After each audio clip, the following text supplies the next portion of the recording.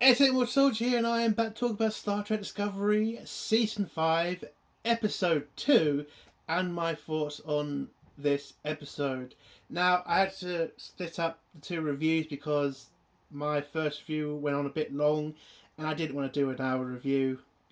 I thought split up would be better. So, Episode 2, the same problems Discovery has had throughout its entire lifespan. Bad acting, bad comedy that they definitely try to force down your throat, and the fact that these writers do not understand Star Trek at the end of the day. Now, episode 2, I would say, is okay because mainly Rayner is growing on me. I like the character. He seems to have, a brain cell. He doesn't seem to be just like, being pushed in the corner by Michael. I mean, there are scenes in this episode where you see Michael Burnham is pretty much the one that everybody's going to trust and everybody's going to believe, and Rayner's just the one everybody wants to shit on. But you at least see that he just doesn't take it, which is why I like his character, because you don't really get a lot of that in Discovery. Men who are actually competent and are not some ridiculous fucking woke character, which a lot of the men who are on Discovery are. But this guy, he seems to have a brain cell. He seems to be an interesting character. So I'm liking him. And it will be funny if this character becomes more popular than Burnham, which I think will probably happen. So overall, listen, the episode, it is pretty boring. It is kind of annoying at some points. I would say, if I was to say which episode is better, 1 or 2, I would say I would give 2 the edge. I think it's a little bit more focused. It's not all over the place like the first episode was, but it still has a lot of problems for me. And again, as I said in my last review, it is still a 1 out of 10. It is still a 1 out of 10. I wish I could bump it up to a 2, but the dumb stuff that happens in this episode, you can't just, you can't just leave that. You can't just excuse that.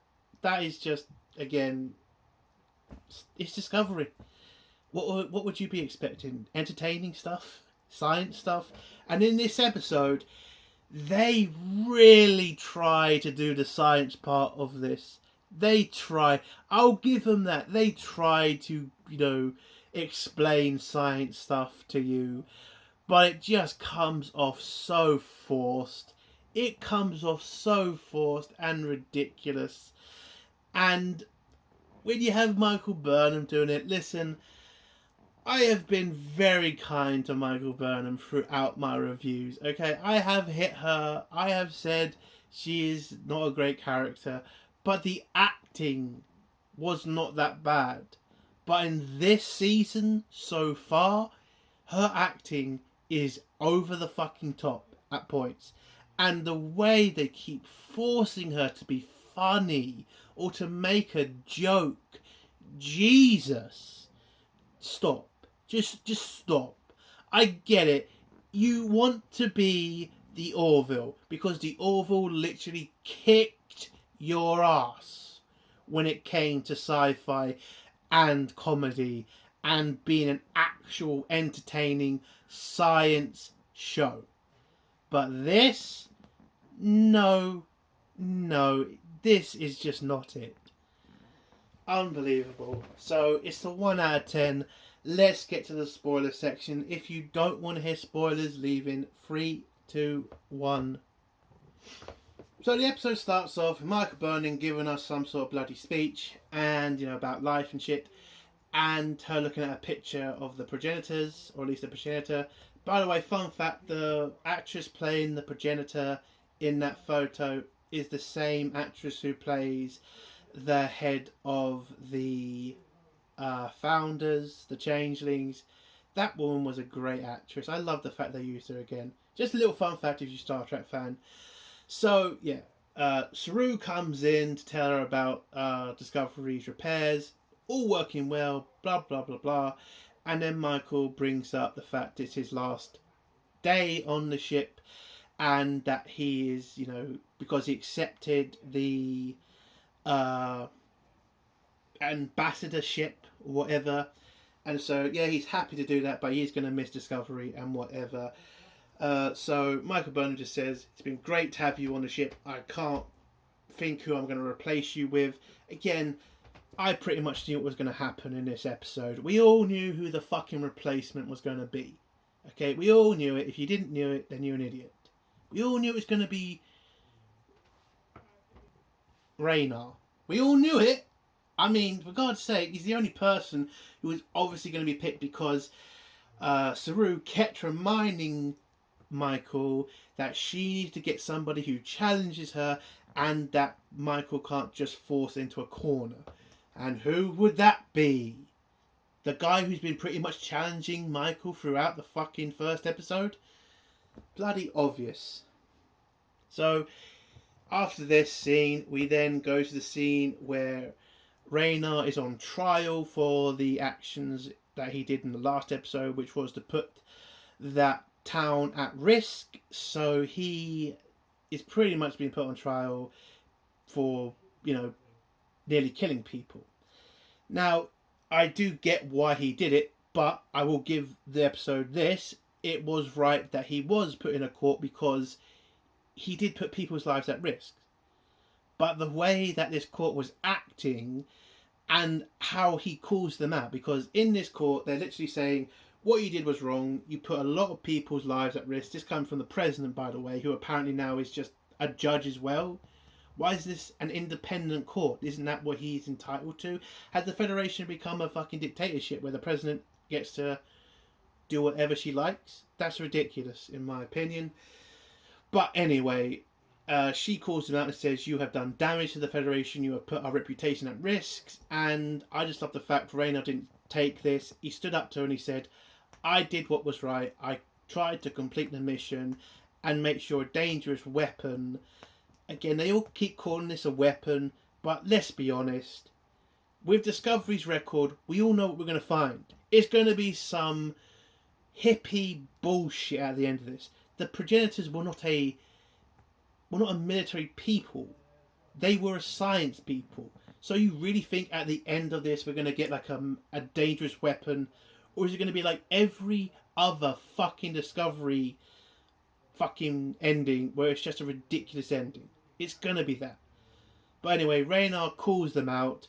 When Michael is trying to defend him, she gets called out by Admiral Vance, who tells her to pretty much stop protecting Rayner and to pretty much tell them the truth, which was basically, did she agree with Rayner on bombing or destroying the bomb, closing the tunnel and putting the lives of that town at risk, or did she try to stop him, or did she disagree? And Michael pretty much tells them, I disagreed. I thought there was a risk and it was just too many people could have got hurt. So she pretty much, I would say, threw him under the bus at that point. And then Rayner then comes up with a speech about this being all politics, which is pretty much what this was. This did damage the Federation's reputation, and as the Federation is growing again, which was mentioned a lot of times in both the episodes, he knows that this is just politics, and they are just going to throw him under the bus and fire him because they want to look like the good guys. You can kind of understand it, but he did try to complete the mission. You have to give him that. But, they want their pound of flesh, and they're going to get their pound of flesh. So the court has a break. They all get sent away. He pretty much just goes off in a bit of a mood. Oh, by the way, in this court case, we were also told about certain things like the Breen Empire and the Folian Empire. Apparently they're the big bads in the galaxy now, because again, we don't know anything about the Klingons in this time period, and we're not going to, because again, this is the final season. We don't know about the Cardassians. We don't know much about this universe. Again, we've been in this timeline for 3 fucking seasons, and we still do not know the layout of this galaxy. We don't know who's the good guys. We don't know who the bad guys are. And you know why that is? Because Discovery doesn't do the one fucking thing Star Trek is known for. You know, to explore new fucking galaxies. To search out strange new worlds.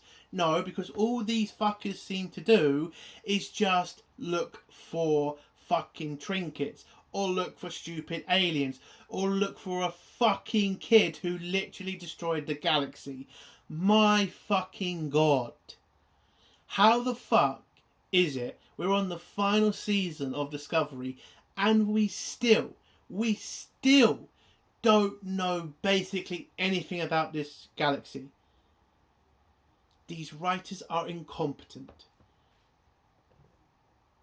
So anyway, after the court thing, Burnham and Vance go off for a little walk with each other, where Vance keeps saying how good Rayner is and how he was a great help to him. They've been in many firefights with each other. He was a great captain during the burn. The burn. Remember that shit? What a waste of fucking time that was.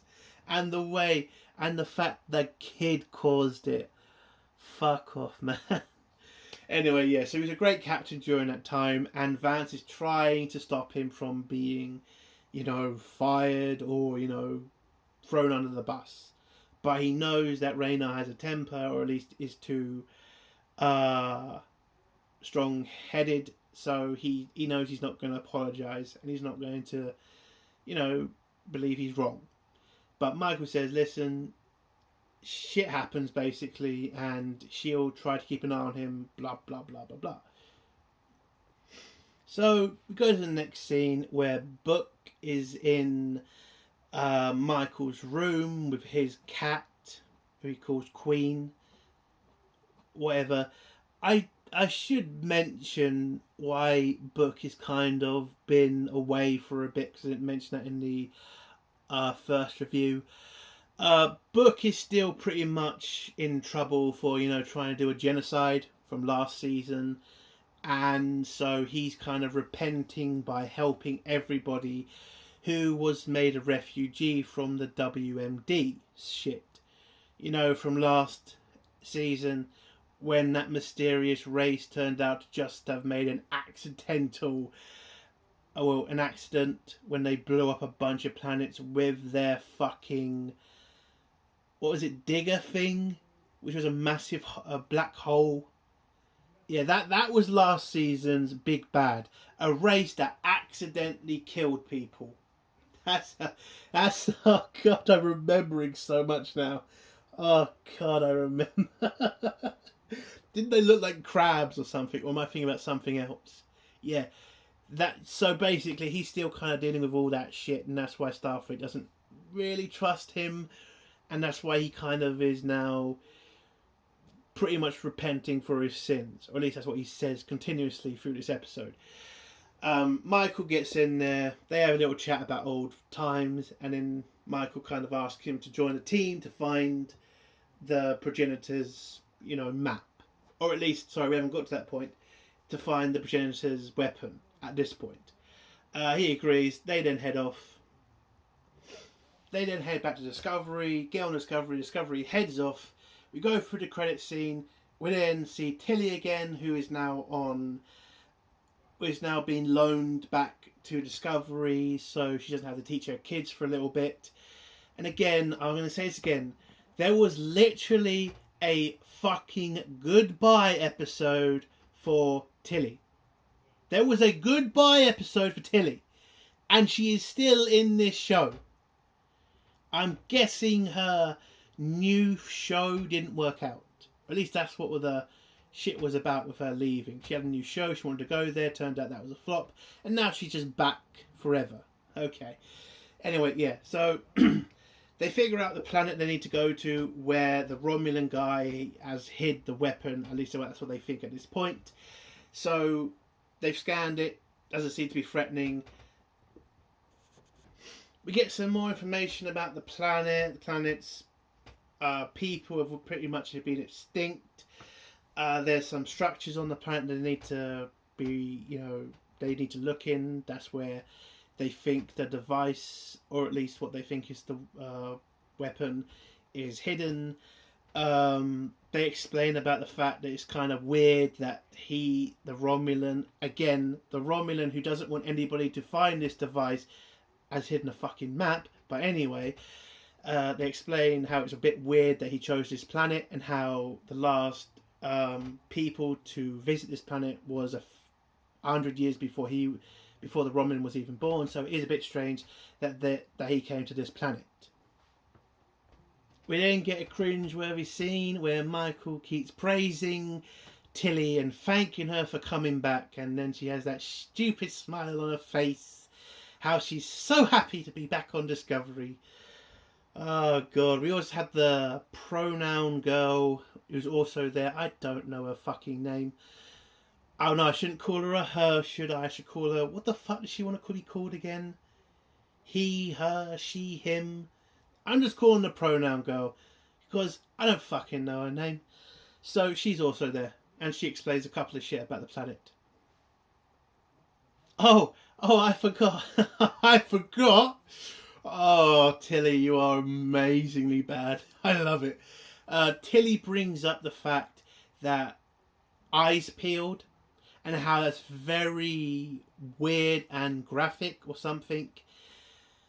And that's supposed to be a joke scene.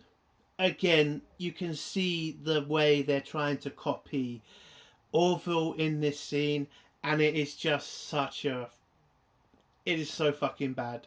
I'm sorry, it is fucking terrible.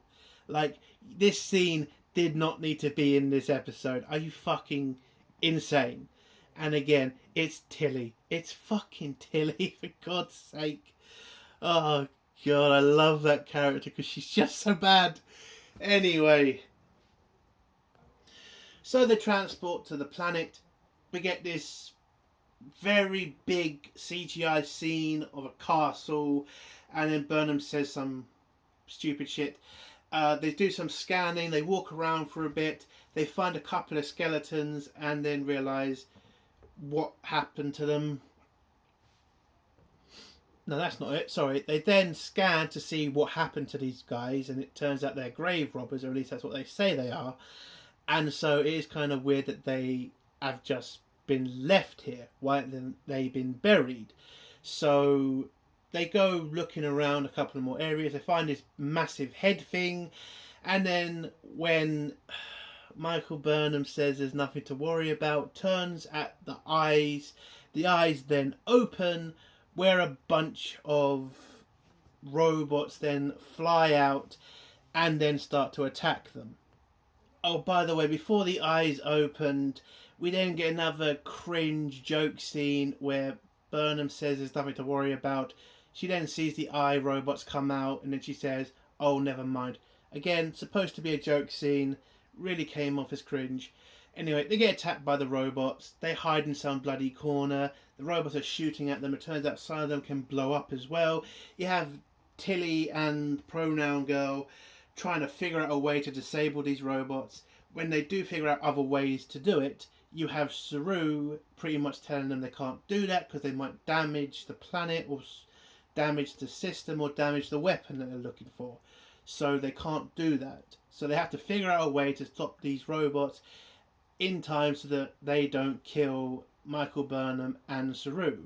So Tilly and Pronoun Girl pretty much frazzled. They don't know what to do, but then somebody comes in to help them, and that somebody is Rayner. He comes in, tells them to slow down and try to figure out what to do. Turns out they can do an EMP pulse with one of the phaser pistols, and if they do that, that should shut down the systems long enough for them to find what they're looking for. So Michael grabs her phaser, runs to the head, throws her phaser pistol in there.